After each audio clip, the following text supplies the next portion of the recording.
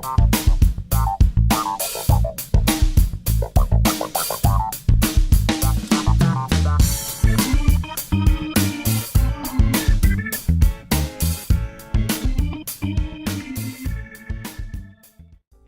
welcome back to my channel. This is Canadian Retro.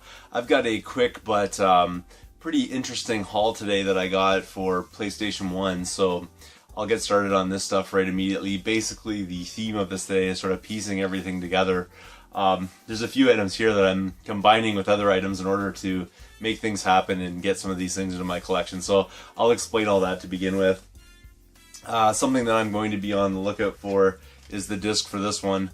This is Bushido Blade. I don't have this one in my collection yet, just because of the fact that this one here that I picked up today is actually empty, and obviously I really like to salvage cases and things like that, artwork and whatnot, just because the world is sort of full of loose discs and not so much the artwork and stuff like that. Some people really jettisoned that kind of stuff back in the past, so really when I see artwork, I practically beg them just to give it to me.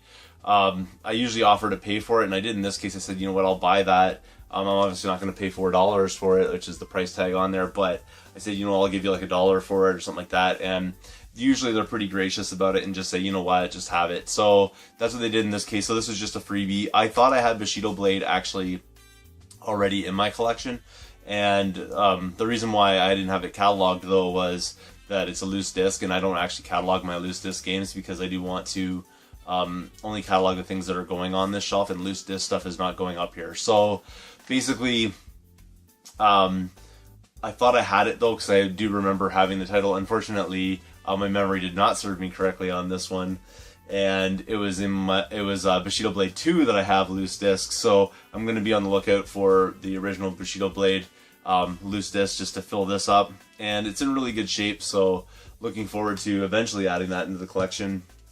The next stop, I actually ran into a person who I've done trades with very recently, just met him recently, but now I think we'll probably be running into each other quite a bit in the shops and things like that, because he has mentioned he's seen me in the stores in the past, and I saw him today. So I basically got there just before him, which always makes me feel a little bit guilty about it, just because I know he's a good guy and he's collecting as well. And the saving grace for it is I am collecting for the PlayStation 1 and he isn't, so for me, that it goes into my collection is kind of a good thing for me. So I don't feel so bad about it. It's just, it's kind of brutal having a hand, sort of like a mitt full of games kind of thing, and then talking to somebody about, you know, what you just found. It's a little bit awkward, but needless to say, here are some of the things that I picked up today. So the first thing was Rayman 2, and you might notice something a little bit funky about this one.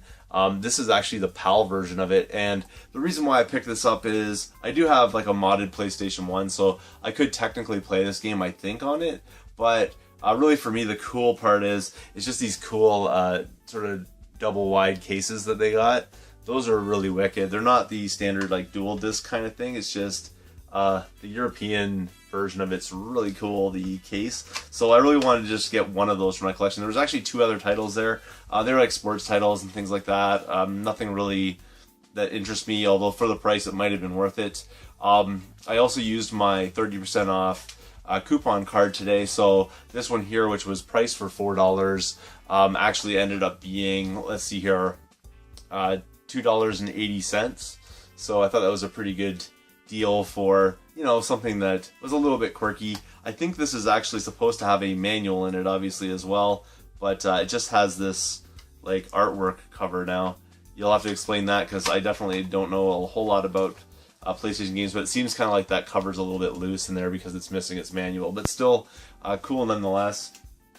And moving on, I also picked up a copy of Legend of Dragoon, and this here is something that I've been slowly piecing together. I thought one was coming in the mail for me. I guess it's may not be. I'm not really sure about that, but I haven't really questioned people on it. It was something that I won in the past, and it's sort of been passed to different people, and never actually eventually got here. But it's not a big deal for me. I wasn't really, you know, that sort of keen on. Not necessarily keen on. I want to say that, but it's just it isn't that big of a deal for me. My contest entry was more to promote like the hobby or whatever, and the fact that I won is irrelevant really.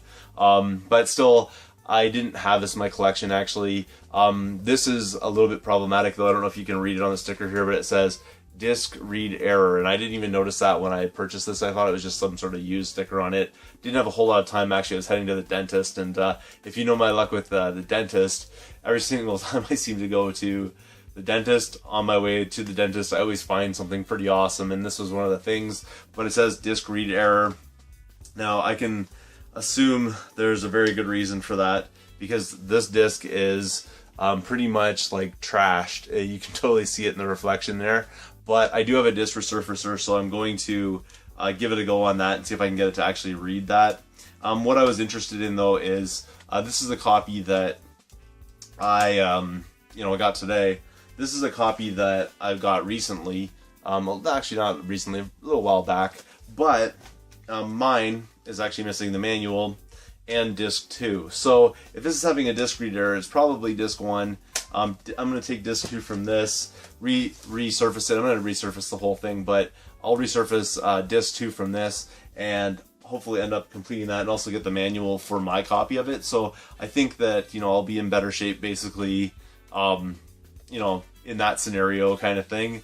And I'll have a little bit of extra Legend of Dragoon going on here. Hopefully I can get everything to work properly, but we'll have to see about that.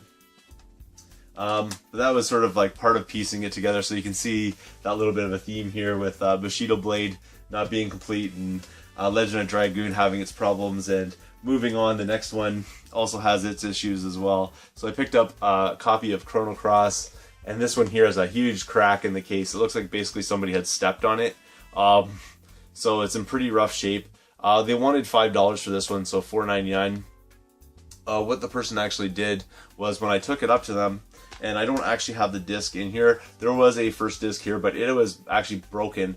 There was a big crack in it, and a huge chunk of it was basically broken off. So I showed them that, and I said, look, like, this game's not complete. Do you mind cutting me a bit of a deal on it?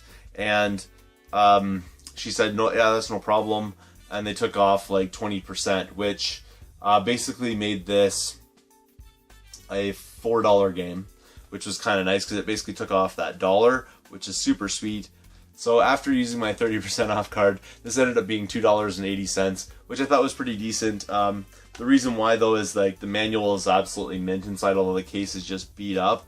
And the second disc on it, there's actually 2 manuals in here.